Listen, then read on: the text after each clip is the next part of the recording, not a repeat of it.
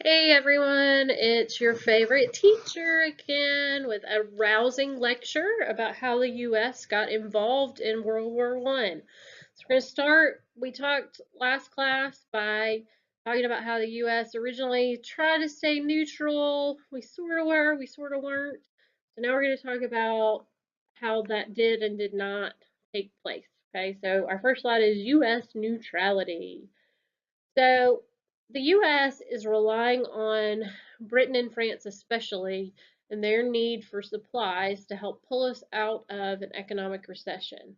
And so we have companies, especially JP Morgan and Company, loaning money to the Allies. They loan up about $2.3 billion to the Allies during this war. Think about how much money that is today. This is in 1915. The Central Powers are complaining that we're not really neutral because we're actually helping the Allies with supplies and with money. Germany was free to trade with the United States if it wanted to, however. Problem was, Britain was controlling the Atlantic, and German boats couldn't get through British ships. The British began forcing U.S. ships into British ports. If U.S. ships were trying to get to Europe with supplies, they were forced into British ports, and so they couldn't get all the way into Germany. And so that blockade is causing trade between the U.S. and Germany to basically be stopped. Okay. Um, in retaliation to those British blockades, German U-boats start going in the British Isles. And this is an example, this bottom picture of a German U-boat. And Berlin announces that a submarine war area is being built up around the British Isles. Germany said they would not try to sink neutral shipping, but mistakes could happen, so it may or may not actually work out. President Wilson tried to continue trading with the British, hoping that nothing would happen. He warned Germany that it would be held accountable for any of those mistakes happening. One of those things happens with the Lusitania off the coast of Ireland on May 7th, 1915. The Lusitania was a British passenger ship. A German U-boat sunk it, blew it up, killing 1,198 people, including 128 Americans. The Germans claimed that the Lusitania was carrying ammunition, thus making it a warship, not just a passenger ship. The Germans were right, it was carrying ammunition. But America and Britain are claiming it's a passenger ship, that Germany shouldn't have blown it up. So this kind of starts the U.S. thinking about getting involved in the war. Let's talk about that. We're not going to be neutral anymore after this event. President Wilson is forced to lead a hesitant, peace-loving nation into war.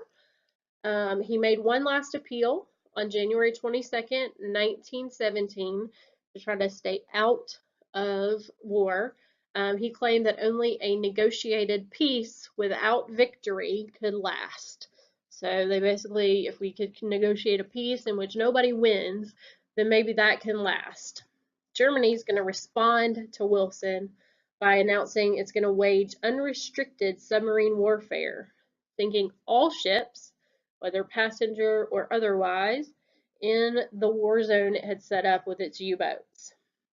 At the same time, we intercept a note from a German Foreign Secretary, Arthur Zimmermann, that secretly was proposing a German-Mexican alliance. Mexico had no love for the United States, especially after the Mexican-American War in the 1840s. We had taken a lot of their land. They're not so happy with us. Germany knew this and proposed that Mexico ally with the Germans, kind of starting a war in the Western Hemisphere. The note is intercepted. It's publicized on March 1st, 1917, and 4 unarmed U.S. merchant ships end up being sunk. And I'll get back to that in just a second. The Russians have gotten out of the war in 1917. Russia went through the Russian Revolution, the Bolshevik Revolution, as it's sometimes called, and they withdraw from the war at the beginning of 1918. They're basically overthrowing the Tsar, and Vladimir Lenin is coming into power, and this is when the rise of communism comes. So Russia's no longer in the war. We kind of step in the war instead. So this is happening. Germany ends up sinking 4 unarmed U.S. merchant ships. We're mad about that. We're mad about the Lusitania. We're mad about the Zimmerman Note. And so on April 2nd, 1917, Wilson asked Congress to declare war. And in that war declaration, in that vote in Congress, 6 senators voted against it. 50 representatives voted against it. Wilson was going to have to proclaim more glorified aims. He was going to have to convince people that this war was worth it. He proclaimed a crusade to make the world safe for democracy. He's proclaiming America's altruism, that we're going in only for good purposes and to kick out dictators and to make the world a more democratic place. And he basically said that Americans were going to have to commit wholeheartedly to this war. An interesting woman in Congress who opposed the war was Jeannette Rankin. She was a congresswoman from Montana. She was the first female elected to Congress, to the House of Representatives. She becomes the only member of Congress to vote against both World War I and World War II. She came into Congress in 1917. She was a pacifist. She did not believe in war and voted against both World War I and World War II.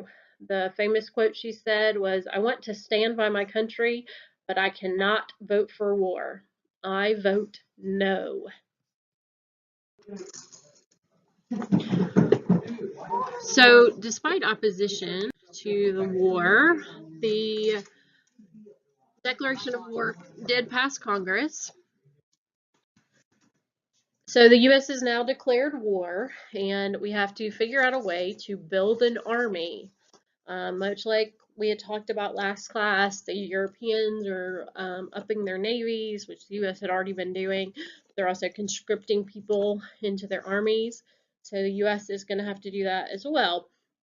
But first, we shift our focus from sending supplies to the Allies to building the supplies for ourselves, because we need those supplies now for our own armies rather than sending them to the Allies. In addition, we are using our Navy to uphold freedom of the seas, ship materials to the Allies, and also loan money to the Allies. In total, we end up loaning $10 billion to the Allied cause. In terms of getting soldiers, conscription is the only way that they're going to have a big enough army quickly enough to fight this war. And so Congress passes a draft bill, which does run into a fair amount of opposition in Congress. However, 6 weeks after declaring war, the draft bill is finally signed, and people start being conscripted, drafted into the army. Let's talk about who is drafted. The bill requires all males between the ages of 18 and 45 to register for the draft. Later, this changes to males between 21 and 30 to register for the draft. You are not allowed to purchase an exemption or hire a substitute to the draft. That had happened during the Civil War. The Civil War was largely fought by poor men who could not afford to hire someone to take their place in the draft. This time, that can't happen. They do exempt shipbuilders, who they need to build ships, obviously, rather than fight in the Army or Navy. Despite some precautions that Congress enacted. About 337,000 people are able to escape the draft, and about 4,000 conscientious objectors are excused. So if you could prove that you had a religious objection to the war or you were a pacifist, you could be excluded from fighting. Within a few months, the Army grows to over 4 million men, and for the first time, women are admitted into the armed forces.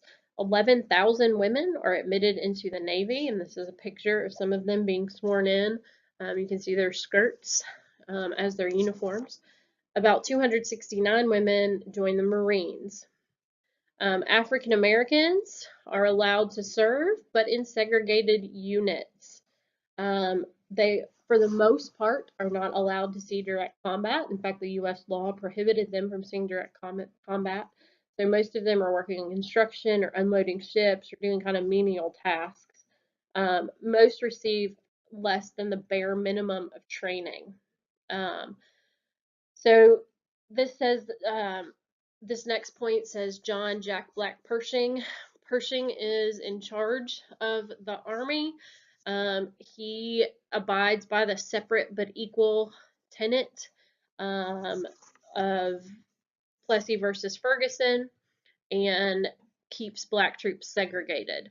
For the most part, the U.S. does not allow the black troops to serve in the Army. However, we did give our black troops to the French, and they served under the French. If you've heard of the Harlem Hellfighters, they served under the French in the First World War. The Germans were scared of them. The Germans actually gave them the name Hellfighters. They were terrified of them. One of the most famous, Henry Johnson, actually received France's highest honor, the Croix de Guerre, or the Cross of War. It's like our Congressional Medal of Honor. But he comes back to the U.S. He's injured in battle. He has trouble getting a job, and he is not given support because he's black. 75 years after World War I, the U.S. does award him the Congressional Medal of Honor. He received no accolades from the U.S. during his lifetime, simply because he was black. So there's an issue. 16 training camps are set up across the country to train soldiers. No effective fighting force reached France until April of 1918, and this is at the very end of the war, the last 6 or 7 months of the war. They're having shipping problems in terms of the Allies getting what they need. Americans are shipping to Europe, and they end up being thrown into fighting without having proper training. The Americans, this last one, I don't know if you can see it. It says French problems in quotation marks. Americans are going to make friends with French women, and that's going to cause about 15% of them to get venereal disease or STDs. They get there, they see these new exotic women, and they start doing things that probably weren't in their best interest. So that happens. This is a picture of Camp Zachary Taylor, a map of Camp Zachary Taylor in Louisville. The barracks are actually still there today. They are now apartments. But this camp in Louisville, this training camp for World War I, could hold 47,500 men. Over 150,000 soldiers end up being trained at Camp Zachary Taylor in Louisville, so that's pretty interesting. And one of the soldiers trained there is F. Scott Fitzgerald. He actually set part of the Great Gatsby in Louisville. The Cherokee Triangle and the Seelbach Hotel are specifically mentioned in that novel because of his time training for the Army. If you're in Coach Owen's English class this year, you will read The Great Gatsby in the spring, and so you can link that back to what you learned about in class.